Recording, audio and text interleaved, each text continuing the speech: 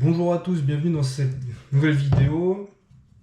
Donc au sujet du jour, on va parler garde-main, donc AR15 et dans mon cas pour GBBR VFC.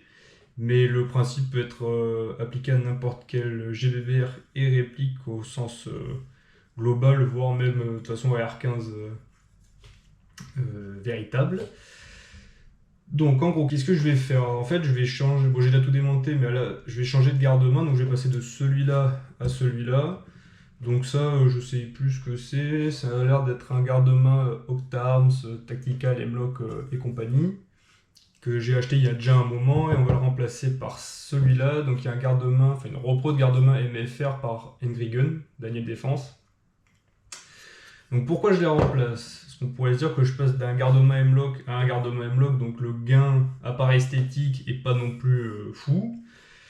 Mais je le fais surtout parce que ce garde-main là ne s'indexe pas sur le upper. Vous voyez, c'est lisse là, il n'y a rien qui permet de bloquer le garde-main en dehors du barrel nut sur le upper, ce qui fait que vous aurez beau serrer le barrel nut aussi fort que vous voudrez, il y a forcément au bout d'un moment, à force d'utiliser la réplique, ou alors qu'elle tape dans votre équipement, etc., où ça va se desserrer, et après il va y avoir un jeu énorme, et en fait il va tourner autour de votre gas block, en fait, comme ceci. Donc c'est pas terrible, c'est même très chiant, donc ça on n'en veut plus. Et on va le remplacer par ça, qui donc, vient en 4 pièces, donc le garde-main, ces deux bagues là, et le barrel nut. Et c'est sur cette bague là, voilà, vous avez ces deux taquets qui viennent contre, enfin de part et d'autre de votre upper, comme ça. Et une fois monté avec le barrel nut et serré dans le garde-main, vous aurez un système qui sera bien indexé sur l'upper et dans lequel vous n'aurez aucun jeu. Donc on va monter ça. Pour monter ça, vous aurez besoin d'un tournevis, même d'une clé Allen, une clé pour barrel nut. Il en existe des mieux que ça, mais bon, c'est ce que j'ai sous la main. Et vous aurez aussi besoin, ou pas, mais je pense que oui, de rondelles comme ça, de spacer. Donc moi j'ai acheté ce garde-main là d'occasion, la personne qui me l'a vendu m'a envoyé des rondelles avec. Je sais pas si quand vous l'achetez en magasin, enfin vous le commandez, il vient avec des rondelles, mais dans tous les cas vous pouvez en trouver de la même marque, donc un pack de rondelles Engrigen. Donc celui-là que j'ai acheté sur Opea Store, et vous voyez vous avez plusieurs tailles, vous avez des rondelles de largeur, vous en avez 5 de 0,5 et 5 de 1 mm. Donc moi j'ai déjà monté le garde-main pour essayer, et moi ce qu'il me fallait c'est deux rondelles de 1 mm. Pour que ça marche pour moi, je vais vous montrer pourquoi on en a besoin. Et puis voilà, il n'y a plus qu'à s'y mettre. Donc déjà, on va commencer par mettre cette pièce-là, donc celle qui vient s'indexer sur le upper. Et avant ça, vous allez prendre, donc vous avez 4 vis qui viennent serrer le garde-main. Vous allez prendre 2 vis et vous allez les mettre sur les trous du bas. Parce qu'en gros, si vous ne faites pas ça, une fois que vous aurez tout monté, que ce sera le moment de les visser, donc autant celles du haut, vous pouvez les mettre à la fin, au moment où vous vissez l'ensemble, il n'y a pas de souci. Par contre, celle du bas, en fait, je vais vous montrer tout de suite, de toute façon. Vous voyez, ça vient comme ça. Et celle du bas, en gros, elle vient cogner contre le upper, ce qui fait que, en fait, vous ne pourrez jamais les mettre à la fin pour visser. Donc c'est pour ça qu'il faut les mettre maintenant.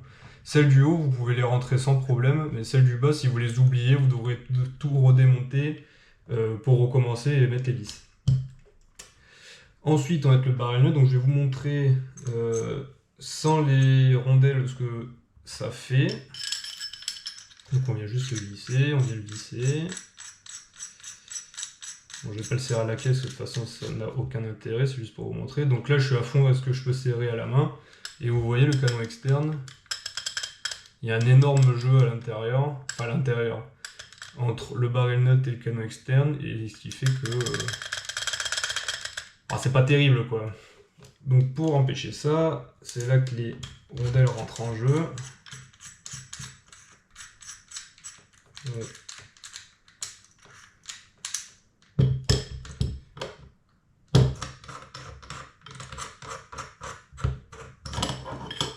Hop. Donc je vais prendre mes rondelles, je les fais glisser à l'intérieur, comme ça, et on revient le serrer sur le upper.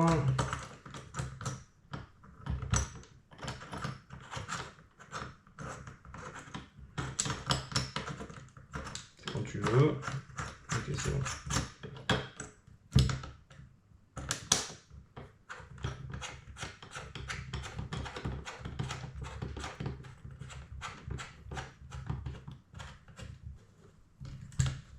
Bon, je vais mettre un coup de clé après. Déjà en serrant à la main, vous voyez que je n'ai plus aucun jeu dans mon canon externe. Donc après, ça dépendra de votre upper, ça dépendra de votre réplique sur laquelle vous la montez. Moi j'ai besoin de 2 mm, peut-être que vous aurez besoin de moins ou de plus, ou pas du tout d'ailleurs. Donc ça, ce sera à vous d'essayer et de voir ce qui marche pour vous. On va mettre un petit coup de clé pour... Oh, faut vraiment que je rachète une autre clé, parce que ça c'est vraiment de la merde. Bon voilà, en tout cas, donc là j'ai mes 2 vis, et vous voyez elles sont complètement prisonnières, donc ça veut dire que si vous les oubliez, et que vous arrivez à la fin de votre montage pour visser votre garde-main, vous ne pourrez jamais rentrer ces 2 vis là, ou alors vous allez soit endommager les vis, soit la bague, soit votre upper, donc c'est pas le but. Donc pensez-y. Ensuite, on va insérer cette deuxième bague là. Donc celle-là, il y a un sens, hein. Vous voyez que... Déjà on va la mettre vers le bas. Donc là j'ai une bague qui ressort et là c'est creux. Donc la partie creuse en fait elle va venir par-dessus notre barrel nut. Donc on la rentre comme ceci. Tac, vous ne vous occupez pas des vis. Ensuite on peut remettre notre bloc gaz. Tac, on va le faire glisser. Hop. Petit tournevis.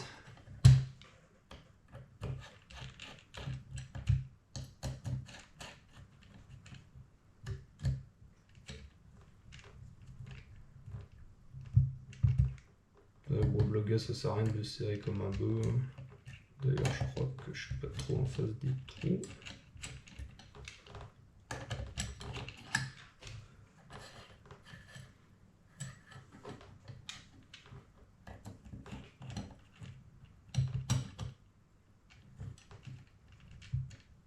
Tac. Et tac. Voilà, on en est là. Et bien maintenant, il n'y a plus qu'à mettre le garde-main. On vient de faire glisser. Hop, comme ceci. Bon, après, globalement, ça se monte comme un garde-main de MK18. Il n'y a pas beaucoup de différence. Donc là, vous voyez, on peut mettre les vis du haut. Sans aucun souci, je peux la faire glisser de chaque côté. Tac. Et tac.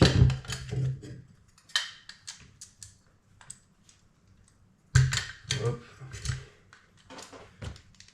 Ok, voilà. Donc là, vous voyez que mon garde-main est bien indexé sur mon upper là, avec ces 2 petites encoches. Et donc là, c'est vraiment solide. Bon, c'est la place qui bouge, mais j'ai plus aucun jeu sur mon upper. Donc pour pouvoir le réassembler, on va mettre le frein qui bouge. Donc ça aussi, je vais le changer. Bon, pour l'instant, c'est tout ce que j'ai. On va essayer de l'aligner. Voilà, c'est pas trop mal. Ensuite, ma lampe. Je sais plus où est-ce que je l'avais mise. Je crois qu'elle était là. Alors, sur cette réplique, j'essaye enfin, au niveau de la lampe, un nouveau... Comment dire?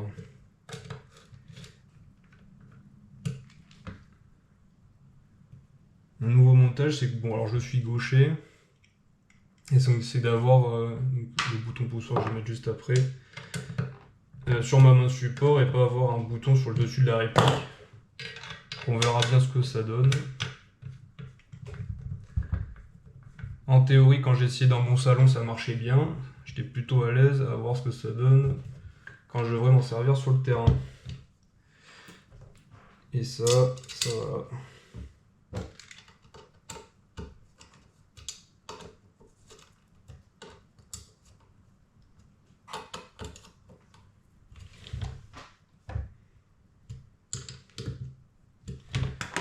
Hop.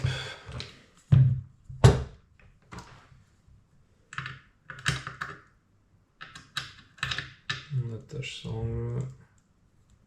Bonne repro chinoise de l'attache sangle de chez Macool.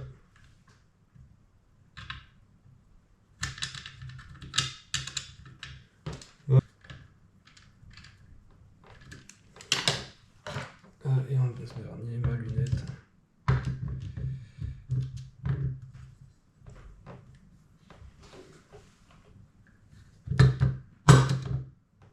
Voilà.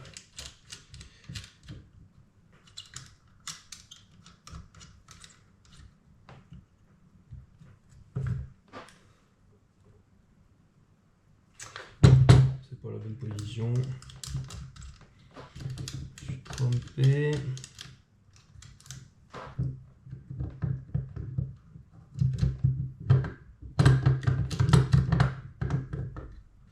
Plutôt celle-là.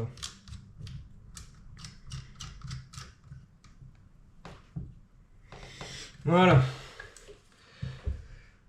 Donc voilà, nouveau hopper avec ce garde-main MFR qui, je dois dire, même s'il change beaucoup de choses sur l'indexation, il a quand même de la gueule. Il n'y a plus qu'à laisser ça sur le terrain. Donc si jamais vous voyez que vous avez des problèmes avec votre garde-main qui se balade, qui a du jeu dedans et qu'il ne reste pas en place, même si vous le serrez, vous avez l'impression que vous allez vous démembrer, à le serrer fort, aussi fort que vous pouvez, et que 4 parties après il est déjà autant desserré qu'avant que vous l'ayez resserré.